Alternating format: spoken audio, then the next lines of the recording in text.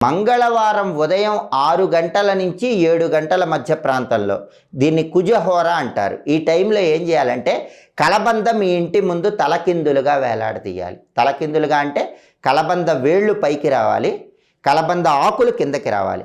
కలబంద వేళ్ళు పైకి వచ్చేలాగా దారంతో మీ ఇంటి మెయిన్ డోర్ ముందు కట్టండి.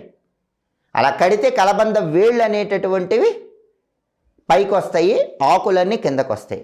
అలా ఎప్పుడు కట్టాలి? మంగళవారం ఉదయం 6 నుంచి 7 మధ్యలో. దాన్ని కుజహోర అంటారు. ఆ టైంలో కట్టండి.